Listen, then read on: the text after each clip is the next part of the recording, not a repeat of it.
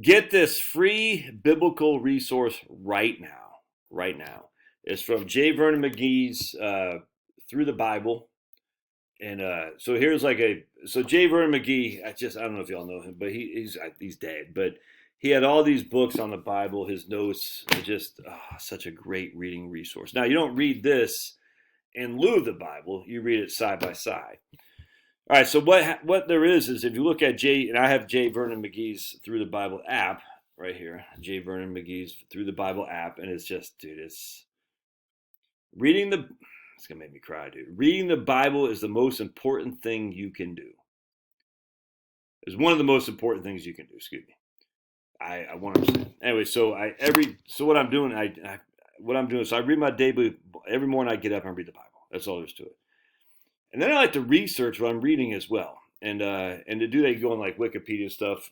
And I had forgot about J. Vernon McGee. I said, oh man, I wonder if they got an app, and they certainly do.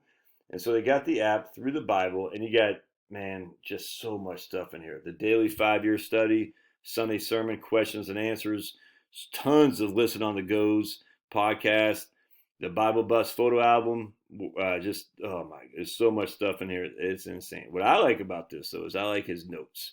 And I'll show you if I can find it. 1 second. Right here. Dr. McGee's book by book outlines for the 5-year study. So right now I'm reading Jeremiah, and I started to read Lamentations. I said I need to go back and read Jeremiah and with what J. Vernon McGee shares. So you can see here's J. Vernon McGee's notes. Yeah, you probably have a hard time seeing that. Yeah, look at all those. I mean, just great. So, but see, I don't like on the app. I like it on a book style. So I was looking, I said, oh, look at this. Reading the Bible is one of the most important things you can do. Our resource, Briefing the Bible, is a book devoted to walking you through the pages of the Bible, book by book, of J. Vernon McGee's notes. And you can request a free paperback right there. One per household, limited. How would you not? This is nuts. Free. Obviously, you're going to be on their mailing list. You might want to drop them some money on occasion for sure. Why would you not do that? It's free, man, and you get the paperback. That way you don't have to rely on an app. You don't need this app.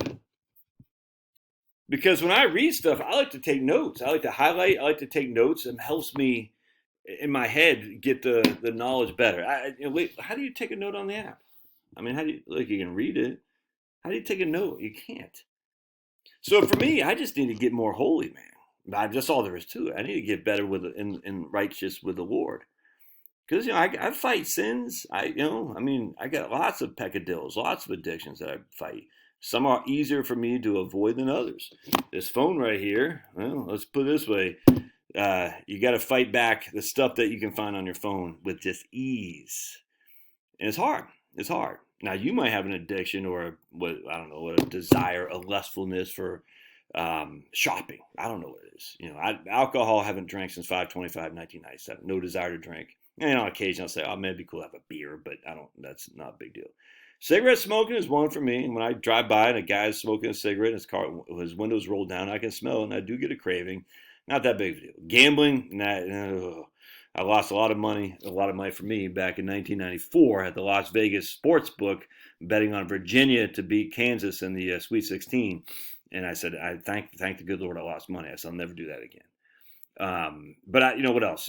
Gossiping, any million different things. But we know there's a reason that there's an industry that is very that's pulling in more. I think pornography pulls in more money than like Google and Microsoft combined or something. I can't remember this, but I was like, whoa, that's nuts. And there's a reason for that. It's because it's so easily accessible, and Satan knows a lot of men, and I don't know about women. I don't know how that works. But what their weakest link is. And that might not be for you, but it is for me. I got to fight it back, dude. Fight it back all the time.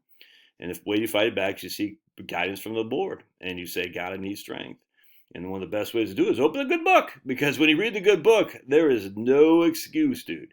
Once you've been made Christian by either your faith, your faith journey, or just being born into the faith, there is no excuse to fall. That doesn't mean you won't fall. It just means when you do fall, you got to get yourself back up and get on the field again and say, God, forgive me, but also give me the strength to beat it back this time. And the way to do that, I just think, is open up the book, man. and opened up the book with all kinds of different testimonies, different guides. Like I tell you, man. So let me just give you an example of the. I don't think I'll be able to show it to you because I have it on my app. Let me. One second. Let me find this example. So here's Dr. McGee's notes from chapter 5. Jeremiah spells out the specific sins of the people. Verse 1, and this is just literally his what McGee says.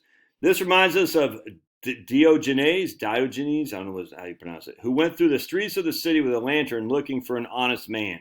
Jeremiah says that they are scarce in Jerusalem. Adultery is the prevalent sin. The people revolt against God. They have become great and rich, but their homes are honeycombed with deceit. Ooh. And the next one, the tribe of Benjamin is warned to flee from Jerusalem before the fatal blow falls upon the city. The entire nation is obsessed with covetousness.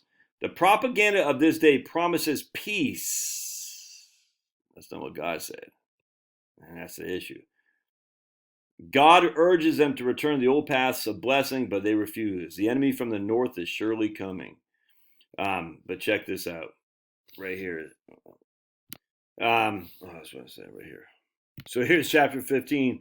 The nation is in such a desperate condition of sin that even the prayers of Moses and Samuel will not be heard.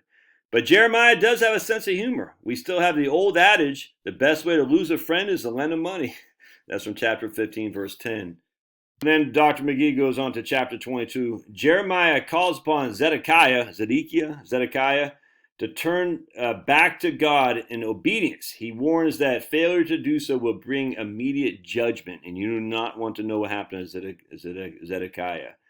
And then Vernon McGee goes on, this is the harshest judgment ever pronounced upon any men, including Cain and Judas.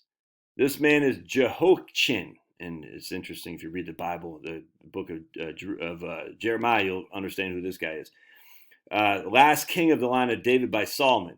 Matthew 1:11 reveals that Joseph was in this line and therefore could not be the father of Jesus. Jesus must come from the line of Mary through Nathan, the son of David. Jeremiah. Anyways, oh man, a bright light in a very dark day. It's just, oh man, just get it for free. Again, they'll probably hit you up. They'll send them a couple bucks every now and again, $20 a year, no big deal. You know what I'm saying? But anyway, this is me. This is my mission right now, man. I'm trying to be more holy. I'm trying to be more right with God. Just as an FYI too, because we see here in Vernon McGee's writings here. So we see the I will chapter of chapter 31. I will occurs 15 times, and it's very interesting here. It talks about chapter 31, verse 15. This is a remarkable verse in connection with the first coming of Christ, and he references Matthew 2:18. It will have an even larger fulfillment for the future. And then again, verse 22. This is another remarkable verse as interpreted as a reference to the virgin birth of Jesus. And so you open up Matthew 2:18, you're like, wow, okay. It's great. Anyway, hope you get it. I'll put a link in the show notes. And, if you do get it, then you want to, or if you're familiar with Vernon McGee and you want to put some notes in here, let people know how good, valuable resource is. All right, we'll see you.